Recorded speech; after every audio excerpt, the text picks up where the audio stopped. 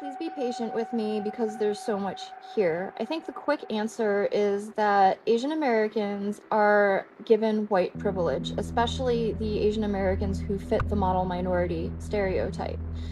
The quid pro quo for receiving that privilege is upholding white supremacy culture, which means being anti-black.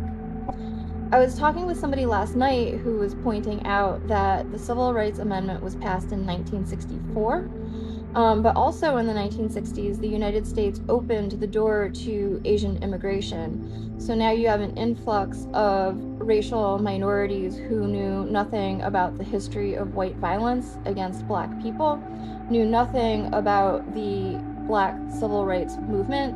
So they arrived with civil rights, not understanding how that came to be.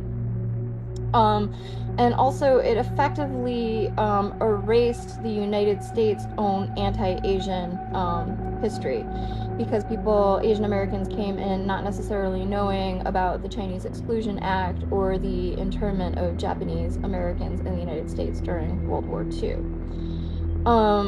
And I think that Asian Americans are used as a buffer between the black community and the white community, because in the 1960s, there was almost a racial reckoning. The white power structure almost had to face accountability for the history of violence against black people.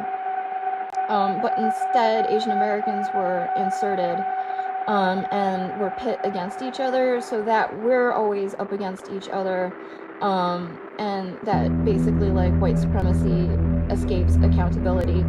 And the example that I think of that sort of started like the root of a lot of tension is Asian Americans were buying into the negative media stereotypes of black people. And then in the events that led up to what became known as the LA riots, the LAPD kettled protests away from wealthy white neighborhoods and into Koreatown, and then they left. And we know how that played out. So again, the two communities being pitted against each other, and away from the white power structure. And obviously the model minority myth is used to oppress the black community. And there's so much here. I will be getting more into it, but I feel like that's the quickest answer that I can give that gets a little bit into the history. And I'm really curious to know what the black community and Asian Americans feel about this.